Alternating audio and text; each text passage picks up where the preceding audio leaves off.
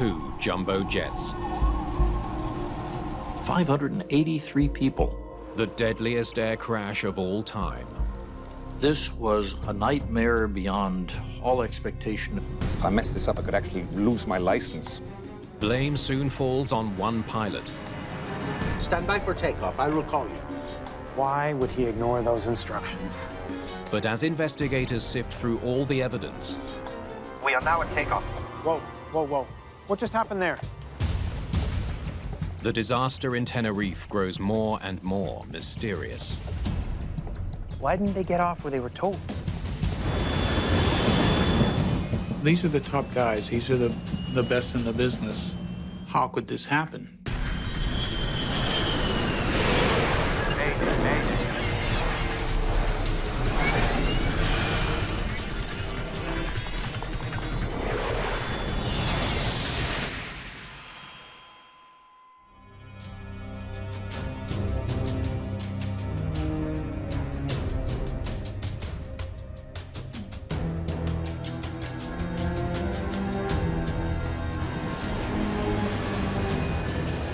Sunjet 282, proceed directly to runway, backtrack, and hold. Los Rodeos Airport on the Spanish island of Tenerife is busier than it's ever been. DA 783, hold short of the runway and stand by for taxi clearance. The controllers are swamped. Scandinavian 1420, you are cleared for takeoff. Sterling 7392, you are next in line. Sierra Alpha, Tango Alpha 69. Right turn, heading 040, goodbye. A few hours ago, dozens of flights were diverted here after a terrorist bombing shut down a larger airport in nearby Las Palmas. It's a single runway airport with a single parallel taxiway. And because of the terrorist event in the region, they had much more traffic than I'm certain that they would normally see. Sterling 7392, taxi to the runway and exit at taxiway Charlie 3.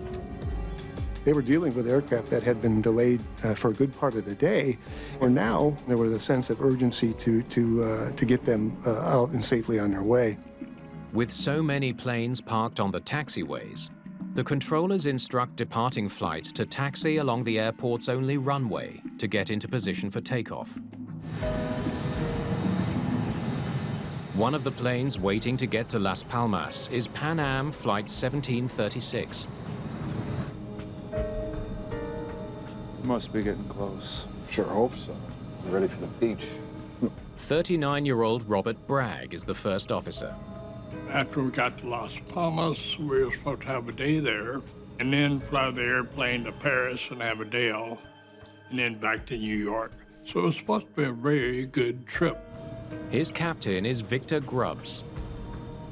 Flight engineer George Warnes completes the highly experienced crew. Pan American World Airways was not only a pioneer, but they were the one we all looked up to tremendously. Those of us who wanted to be pilots and who later were always had that fantasy that we might someday fly for Pan American. So they were the creme de la creme for so many, many decades. The Pan Am crew is ready to get back in the air, but they can't taxi to the runway.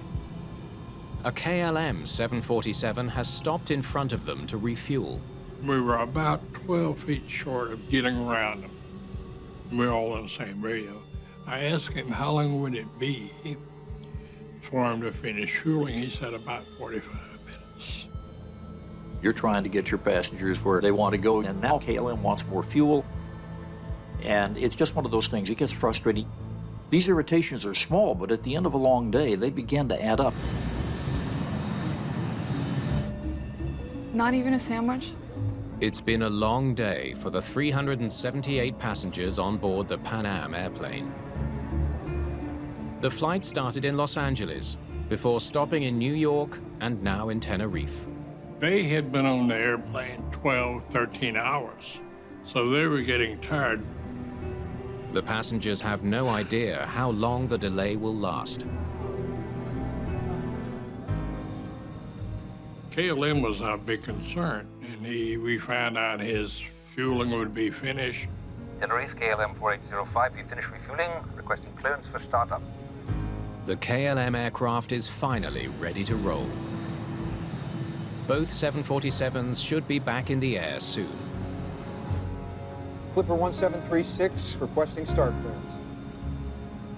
I said, okay, Pan Am is ready to start also. Clipper 1736, You are cleared to start.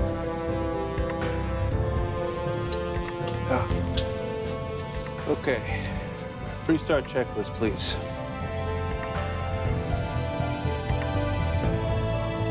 Ladies and gentlemen, the flight deck once again. I'm happy to say we've been finally cleared to get moving.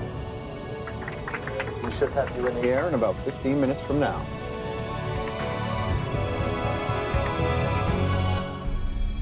The Canary Islands lie off the west coast of Africa. Tenerife is one of 7 in the Spanish archipelago.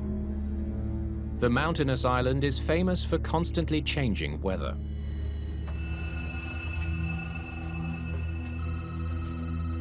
can't see anything out there. A fog bank rolled in, and visibility went down to almost zero. Clipper 1736, clear taxi into the runway following the 747 from KLM. Clipper 1736. To expedite the departures of both KLM and Pan Am, they taxied both on the runway at the same time to put them in a position where they would be ready for a departure.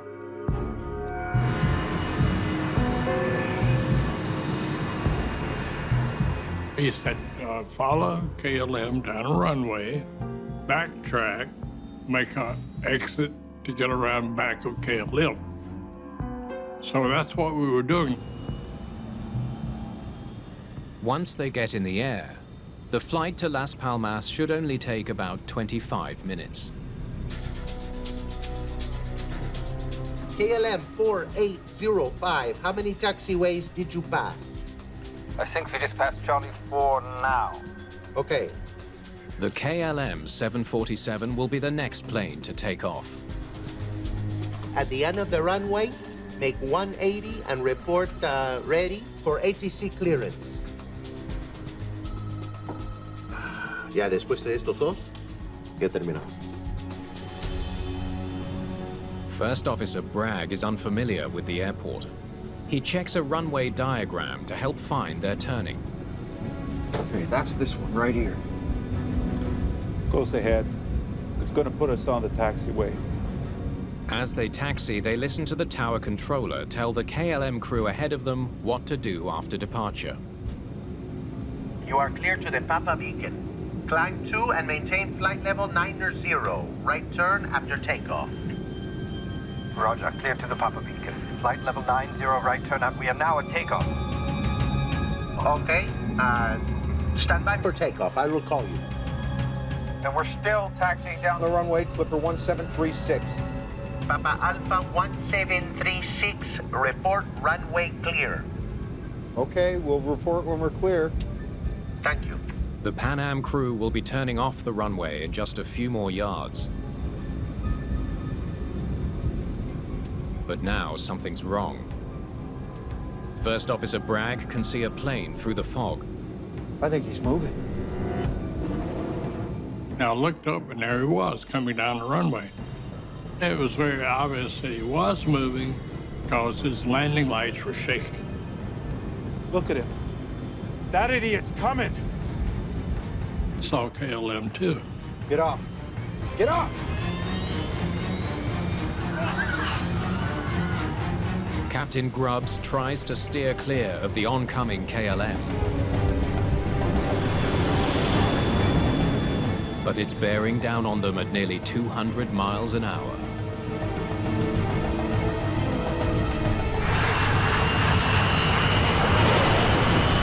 He had lifted off the runway. I could see his rotating beacon underneath. Get off, get off, get off! Get off, get off, get off! And then I ducked and said a real quick prayer. God, I hope he misses us.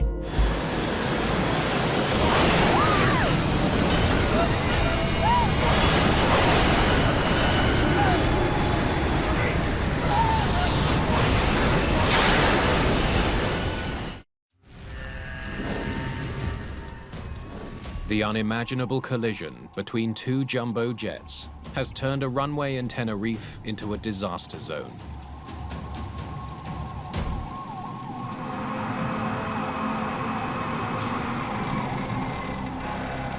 I opened my eyes. First thing I noticed, all the windows were gone. And it looked like somebody had taken a big knife and just cut the whole top of the airplane off. Get up! Get out!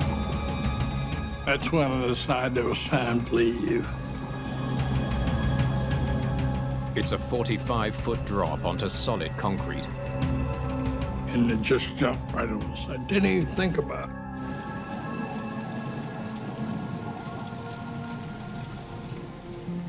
When I hit, I rolled on the ground and looked around and discovered I wasn't hurt.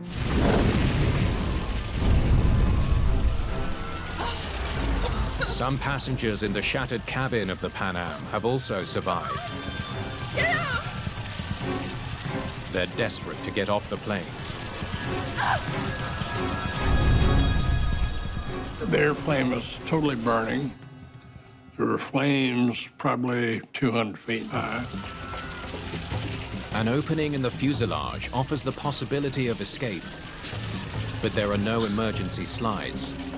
The long drop to the runway could be fatal. With the plane engulfed in flames, it's the only way out. We're gonna have to jump! I thought the airplane was going to blow up. And I yelled out and started jumping, and they did.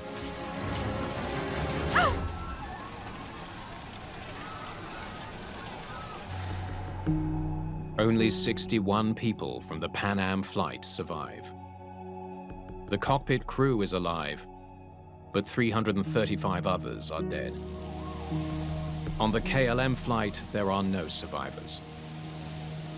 248 passengers and crew have been killed. All told, the disaster claims 583 lives. It's the deadliest aviation accident of all time.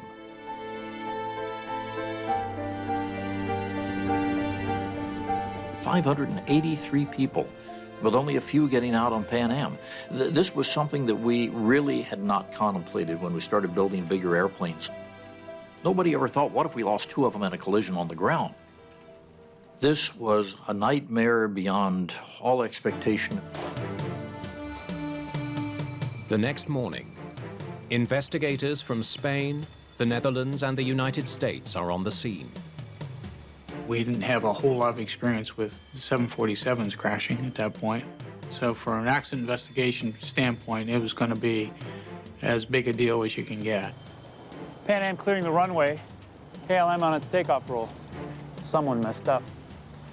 They face a huge task, trying to untangle the chain of events that led to this catastrophic runway collision. The search for the black boxes begins immediately. The recorders could hold important details about what was happening in both cockpits. Voice recorders, in this case, were vital. You had two airworthy aircraft coming together on the runway. So the events leading up to that, were key. It was busy. Controllers had to get almost 50 planes off the ground in just a few hours. Investigators know that Los Rodeos Airport has no ground radar to help controllers track planes. At a busy location, it's unusual for a controller to have to work without ground radar. It increases the stress a little bit in the tower. There's no question that the small airport was dealing with more traffic than usual. Was it too much for controllers to handle? Did they make a fatal mistake? A visit to the tower is the obvious next step. We've never been that busy. And, the planes were parked here and here. They had to use the runway to taxi into position one at a time. They were actually having to park aircraft on the taxiway, the only taxiway that they had, and therefore kind of deviate from their standard operating procedures. And anytime you do that, unfortunately, things get a little bit riskier. So I instructed KLM to taxi to the foot of the runway, make a 180, and wait for takeoff clearance. At the end of the runway, make 180 and report ready for ATC clearance. And a couple of minutes later, he reported that he was in position here. KLM is ready for takeoff, waiting for ATC clearance. When KLM had turned around at the end of the runway and was in position for takeoff, we call that line up and wait. So they are waiting for takeoff clearance, which will equal a clear runway. And then I had Pan Am move up the runway right behind the KLM. Papa Alpha 1736, report runway clear. Okay, we'll report when we're clear. It's true, we were busier than we've ever been before, but we were managing. We were getting the job done. It's becoming clear to investigators that the cause of the Tenerife tragedy goes beyond a busy airport. Controllers had a lot to do, but they were not overwhelmed. There must have been other factors at play. ¿Qué fue eso? In accident investigation, we learned a long time ago that there is never ever just one cause, and there are a multiplicity of moving parts on this. I couldn't actually see what happened. A thick fog had rolled in. Visibility was almost zero by then. This particular airport had a unique characteristic in that it was high enough so that you would get actually clouds rolling in across the runway. KLM 4805, how many taxiways did you pass? The controllers looking out the window could not see any aircraft that were taxiing either on the taxiways or on the runways, and instead had to rely solely on transmissions from the pilots to report whether or not they were clear of the runway. Investigators know that if the controller couldn't see the airplanes through the fog, his instructions to the pilots would have to be crystal clear. They gather recordings from air traffic control. Perhaps the tapes can paint a better picture of what really happened. That was the key to the whole investigation. Where were the aircraft on the runways and what was being said along their path down the runway? Get off! Get off! Get off!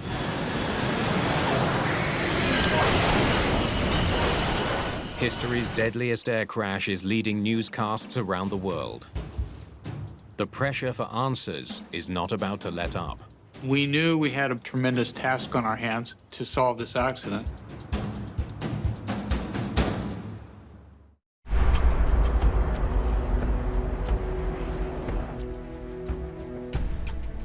All right, let's start with the KLM nearing the end of the runway, 502.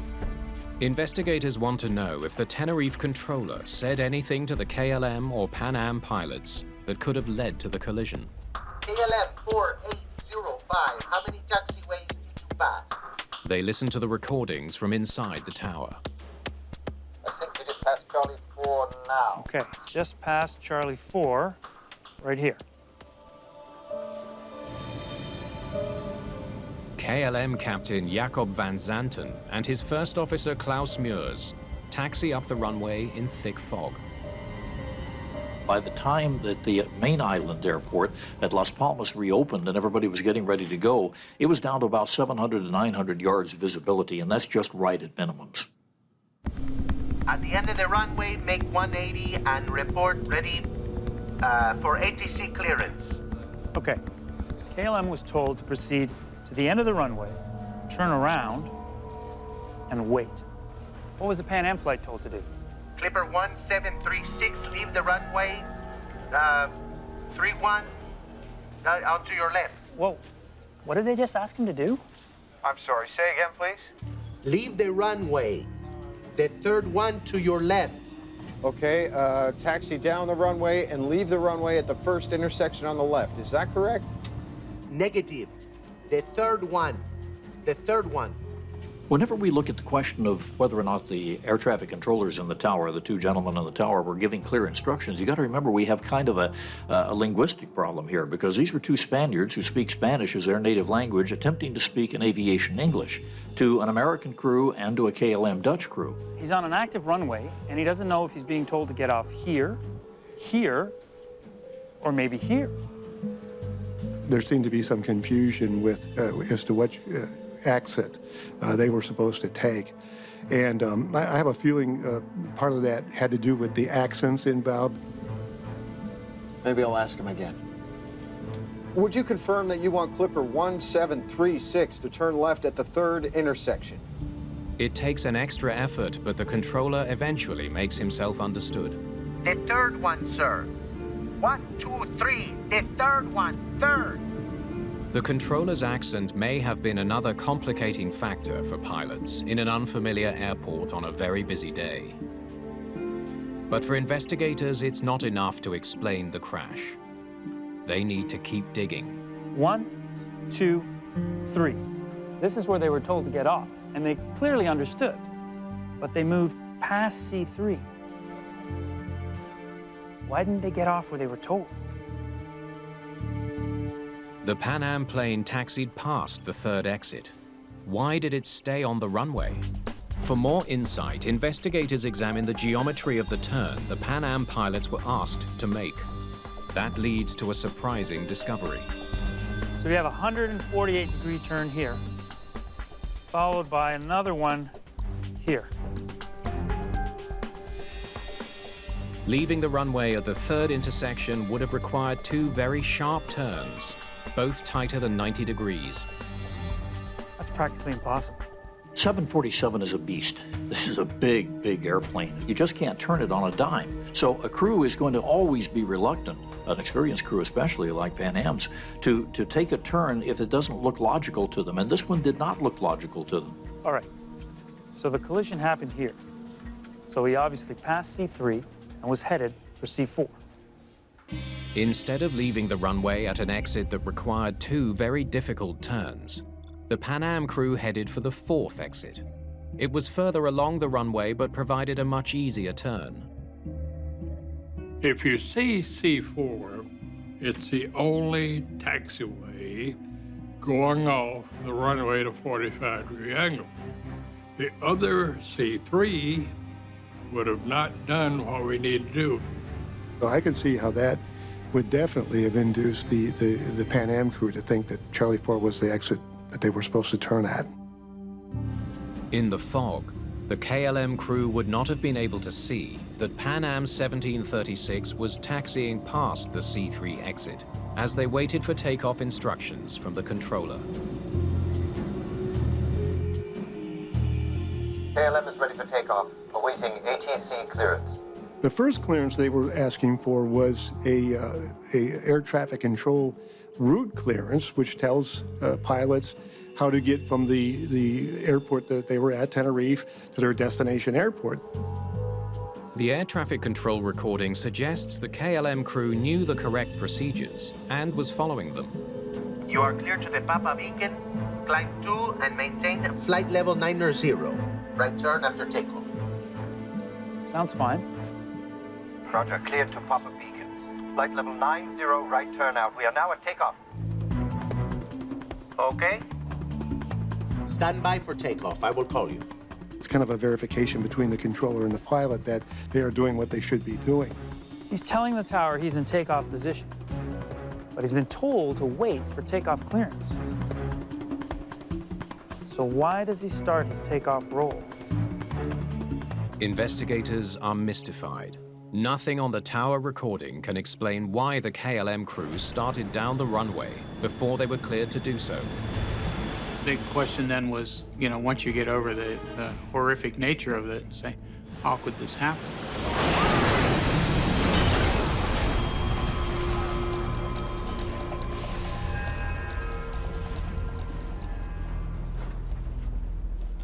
At the crash site, there's new hope of finding some answers. Investigators have recovered the black boxes. The voice recorders were key to the investigation. That gave us an insight into what was going on in the respective cockpits. They can only hope the new evidence will be enough to finally solve the mystery of the worst air disaster the world has ever seen. We've located the CVR. The investigation into the Tenerife disaster shifts to the Washington headquarters of the National Transportation Safety Board. Investigator Dennis Grossi has painstakingly matched up the cockpit voice recordings with the known movements of both planes. Okay, let's listen to the Pan Am. Now, in this case, fractions of a second mattered, so it was important that we had those recorders synced up so you could hear it and you could have precise measurements of when things were said. Yeah. That's that 45 there. That's this one right here. The next one is almost a 45. Goes ahead. It's gonna put us on the taxiway. The Pan Am cockpit tape confirms that the crew was having a hard time figuring out where to leave the runway. They're passing C3, and no one sees them. Did the KLM crew think the Pan Am plane was already off the runway? Keep it going. What the tape reveals next suggests the answer is no. We are now at takeoff. And we're still taxiing down the runway, Clipper 1736. Both crews are using the same radio frequency. KLM should have heard First Officer Bragg report his location. That's why I said we're still on the runway, and we will report clear of the runway. Papa Alpha 1736, report runway clear. Okay, we'll report when we're clear. Thank you. Crystal clear for all to hear. You're still on the runway. Yet KLM continues to take off. Captain Van Zanten is a highly experienced pilot with more than 11,000 hours in the air. What led him to believe the runway ahead was clear and that he had permission to take off? It just seems so alien for the crew to make that mistake. I mean, these are the top guys. These are the best in the business. He lands just after 13:30. Investigators turn to the KLM voice recording for answers. Perhaps something said in that cockpit can explain the incomprehensible decision to start down the runway. We landed here at 1:38. Yes, I know that, but we'd have to start from 7 o'clock. That's when we checked in. You're trying to recreate the cockpit environment, why certain decisions were made, why things were said. The time limit is 10 hours of flying with an amplitude of 13 hours. That's his fun stopover. The recording reveals that the captain is worried about work hours. If the crew exceeds their duty time, they'll be forced to cancel the flight. And that means probably $30,000, $40,000 of hotel rooms for the outbound passengers who they're not going to be able to carry back that night. It is a bit of a logistical nightmare, especially in an outstation in a foreign place. Dutch regulators have also recently tightened the rules governing flight crew duty time. A Dutch pilot can now have his license revoked if he exceeds the legal number of hours. The crew left Amsterdam at 9 in the morning. They still have to get their passengers to Las Palmas, pick up another load of passengers, and get back to Amsterdam before the clock runs out. If I mess this up, I could actually lose my license. We certainly wouldn't want that. Well, if we're waiting, we might as well refuel. Tenerife, KLM 4805, now requesting refueling at the apron. Van Zanten's concern over duty time explains why he decided to refuel while in Tenerife. He was going to do everything in his power to make sure that he could, complete the flight within his legal duty time limits. But then, a short time later, the airport in Las Palmas reopens. To all aircraft, Las Palmas has reopened. You may ask for startup and clearances at your discretion. And Van Zanten's plan backfires. Refueling takes much longer than expected, And now he can't move until it's done. When Las Palmas reopened, here he is, sucking on a fuel hose instead of starting the engines and moving. This is Clipper 1736, requesting startup clearance. Van Zanten's decision has a huge impact on the Pan Am flight as well. The KLM beside you has requested a refuel, and it doesn't look like you're going to get by him. The Pan American 747, they didn't have enough wingtip clearance. You gotta be kidding me. Roger, Tenerife, Clipper 1736. The other captains were unhappy with him because he was the cork in the bottle. The refueling delay means the KLM crew now has only 2 hours until they're grounded. Half hour to taxi, half hour to get there. An hour to swap passengers and get back in the air? It's tight. And guess what? The weather's getting worse. KLM 4805, you are clear to taxi to the runway. The question facing investigators now is, did the rush to get off the ground in worsening weather cause the KLM crew to jump the gun? So he taxis to the end of the runway and does his 180. We know this from the tower tapes. Can we hear it from that point, please? Body gear disarmed, landing lights on, checklist complete. Investigators hear more evidence that the captain of KLM Flight 4805 may have been in a rush. Is he throttling up? Wait a minute. We do not have ATC clearance. No, I know that. Go ahead and ask. It was obvious that time was an important factor in the KLM captain's decision-making. He wasn't going to waste any time once he got to the end of the runway. KLM is ready for takeoff, waiting for ATC clearance. So he requests ATC clearance. We're about a minute from the collision. When the first officer asked for the clearance, he was asking for the air traffic control clearance, completely separate from the clearance to actually roll this 500, 600,000 pound monster down the runway. You are clear to the Papa Beacon, climb 2 and maintain flight level 90. Right turn after takeoff. What investigators hear next answers many of the questions plaguing this investigation. Yes, Roger, clear to the Papa Beacon. Let's go, check thrust. Flight level 90, right turn out. We are now at takeoff. Okay. Whoa, whoa, whoa. What just happened there? Play that again, please. The controller is providing instructions for what to do after takeoff. You are clear to the Papa Beacon, climb 2 and maintain flight level 90. Right turn after takeoff. Yes. But the captain reacts as if he's actually been cleared for departure. They get a clearance from air traffic control that contains the word takeoff, and that confirms for them that everything is the way it should be, when in fact, everything was not. Roger, clear to the Papa Beacon. Let's go, check thrust. Before his first officer has finished reading back the instructions, Captain Van Zanten is already on the roll. Flight level 90, right turn out. We are now at takeoff. Investigators now know what the Dutch first officer meant by "at takeoff." He's reporting that he's actually taking off, not that he's ready to take off. Unfortunately, in this case, it meant they were taking off from the KLM perspective, and for the air traffic control perspective, they were hearing we are at takeoff position. But for investigators, there's something about the radio exchange that still doesn't make sense. According to the tower transcripts, the controller advised him to stay put. Okay, stand by for takeoff. I will call you.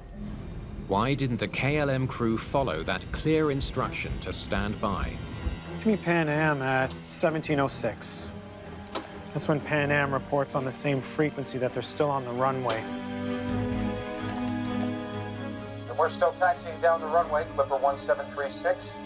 Hold it there. Why would he ignore them?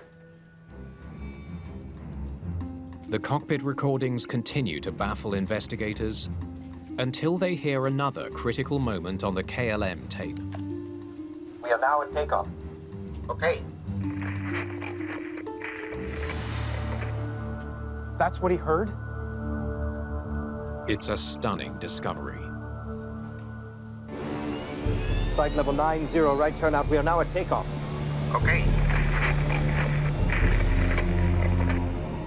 The two warnings to stay put were never heard in the KLM cockpit. The tower and the Pan Am flight both made their critical calls at the exact same moment. Okay. And we're still taxiing Stand by down for the takeoff. runway. I will call you. Clipper 1736. The simultaneous transmissions produced a 4-second squeal in the KLM cockpit. We are now at takeoff. Okay. Stand by for takeoff. We're going Clipper 1736. The crew heard only one word, okay. Unfortunately, this happened during that pause after the controller says okay for KLM. They had no opportunity to hear the controller saying stand by for takeoff, nor were they able to hear, because they were speaking at the same time, the Pan Am crew reporting that they were still on the runway.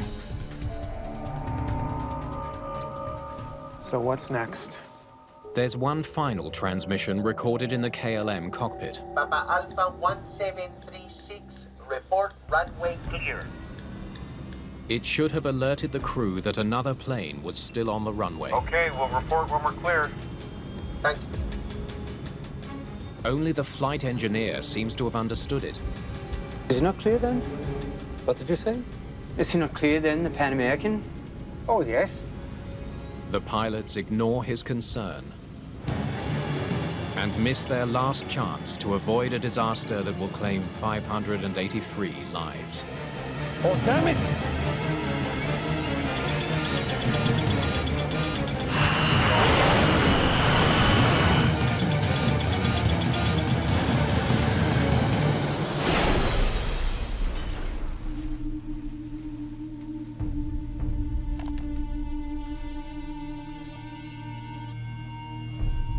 Van Sant should not have moved without explicit clearance. You learn that in probably the first or second lesson in aviation. Do not take off unless you get a clearance.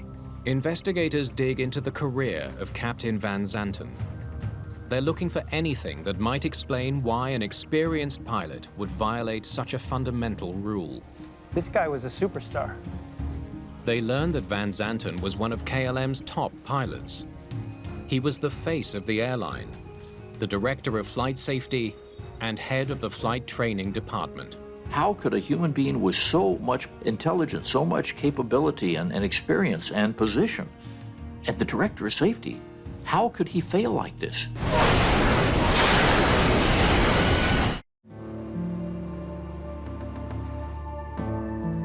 Investigators suspect that in an odd twist, the captain's elevated status may have played a role in the Tenerife disaster. Back in those times, everyone had an awe of the captain, if you will. His word was God. His word was unquestioned. If he has that kind of authority, it's less likely for someone, his junior, in this case the flight engineer and the first officer, to challenge anything he does.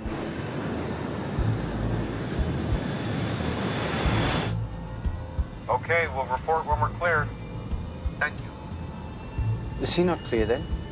What did you say? Is he not clear then, the Pan American? Oh, yes.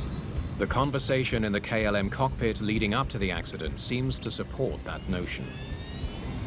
But Van Zanten's esteemed status doesn't explain the most troubling question of all. Why did he believe it was safe to take off in the first place? Logically, you should make extra clear that, hey, we're taking off. Is the runway clear? Investigators search desperately for an answer and come across a stunning detail in the captain's flight log. It could be the final piece of the puzzle. This was his first flight in 3 months. Records show that Van Zanten's cockpit hours had dropped dramatically in recent years. He was spending most of his time in a simulator, training other pilots. The simulation is interesting because when you spend a lot of time as an instructor in a simulator, it's an artificial environment that we try to make as real as possible. Okay. Checklist complete.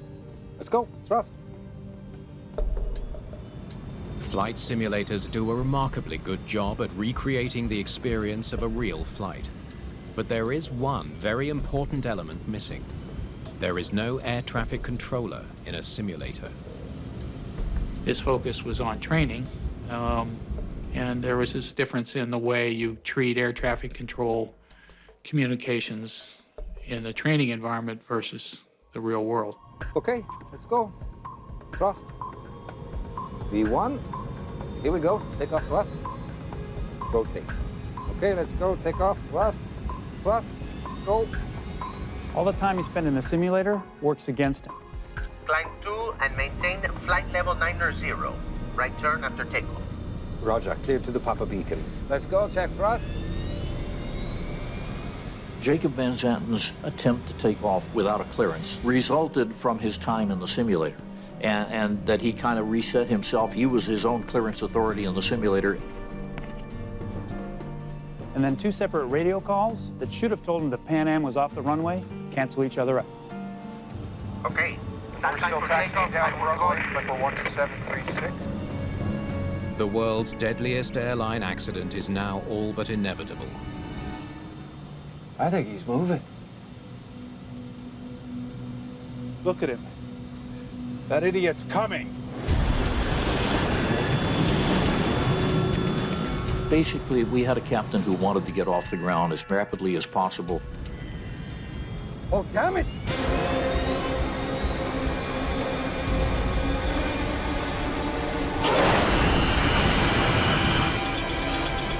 The weather was not cooperating, and he was about out of crudity time. And in a situation like that, the human mind, our carbon-based brains, tend to jump a few cogs, so to speak. Get off, get off, get off! Get off, get off, get off!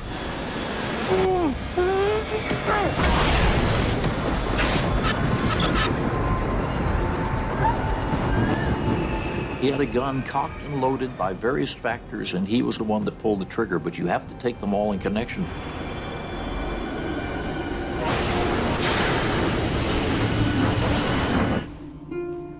The investigation into the collision at Tenerife results in dozens of recommendations. Few aviation accidents have triggered a greater number of significant changes. That's what began to be the seed of training for what we later called crew resource management, where we said to the captain, we're on to you, bub. You're a human being. You can make mistakes, even when you have no intention to, and even when you're completely qualified. KLM and other airlines transform their training methods for captains, helping them become more responsive to their crewmates. Even the most senior and the most highly trained individuals can make mistakes.